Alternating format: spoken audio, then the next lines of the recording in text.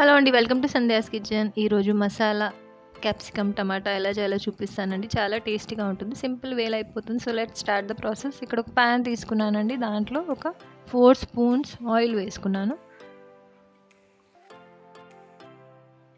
ఇక్కడ తక్కువగా సింపుల్గా హోల్ స్పైసెస్ చూపిస్తానండి, కొద్దిగా వేస్తున్నాను. మీ టేస్ట్ తగ్గట్టు మీరు యాడ్ చేసుకోవచ్చు.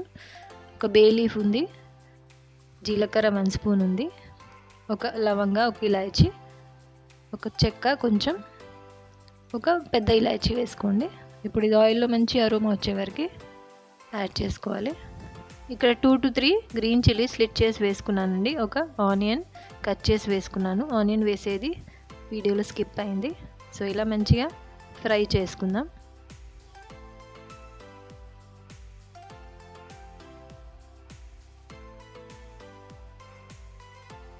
ఇక్కడ అల్లం వెల్లుల్లిపాయ పేస్ట్ వేస్తున్నాను 1 స్పూన్ దాకా. అది కూడా మంచిగా ఆయిల్లో సాటే చేసుకుందాం. ఇప్పుడు 1 టమాటో వేస్తున్నానండి, కట్ చేసుకొని. దాని తర్వాత ఇక్కడ క్యాప్సికమ్ ఇలా క్యూబ్ షేప్లో కట్ చేసుకున్నానండి, చిన్న చిన్నగా.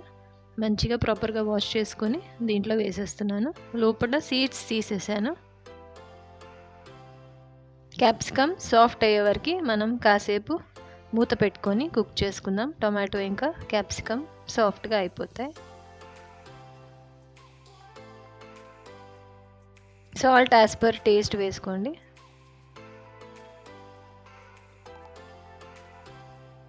ఈ కర్రీ చపాతీలో కానీ రైస్లో కానీ చాలా బాగుంటుంది. సైడ్ డిష్ కింద అన్నంలో తినొచ్చు.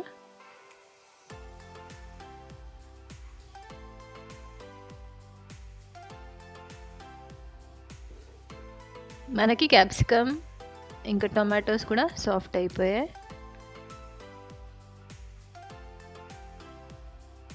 ఇప్పుడు నేను పసుపు వేసుకుంటున్నానండి. 1 టీ స్పూన్ పసుపు వేసుకొని, కారం ఒక 2 to 3 టీ స్పూన్స్ కారం వేసుకున్నాను. అగైన్ మీ కారం తగ్గట్టు యాడ్ చేసుకోండి. ఇప్పుడు 1 స్పూన్ వరకు ధనియాల పొడి వేసానండి.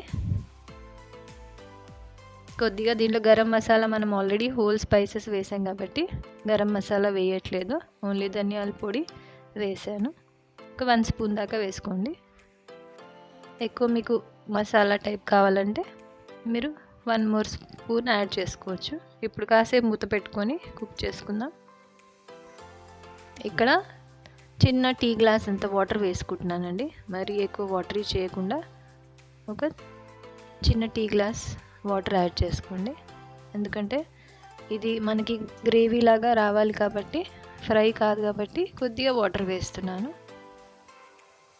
సో ఇప్పుడు మూత పెట్టుకొని ఒక 2 to 3 మినిట్స్ కుక్ చేసుకుందాం. ఇంకా ఫైనల్లీ కొత్తిమీర వేస్తున్నానండి. మన రెసిపీ ఇక్కడితోని కంప్లీట్ అయిపోయింది.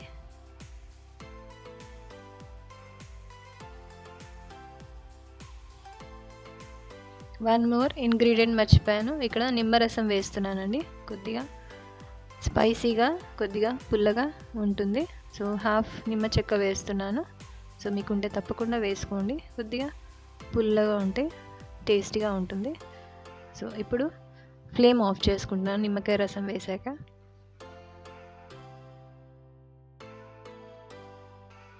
ఇక్కడ ప్లేటింగ్ కూడా పెట్టేసుకున్నాను. సో మసాలా క్యాప్సికమ్ టమాటా కర్రీ రెడీ అయిపోయిందండి. దీంట్లో మీరు ఇంపార్టెంట్గా పెద్ద ఇలాచీ వేసుకోవడం మర్చిపోకండి. సో దాంతోనే ఆ ఫ్లేవర్ అనేది మసాలా ఫ్లేవర్ మంచిగా వస్తుంది.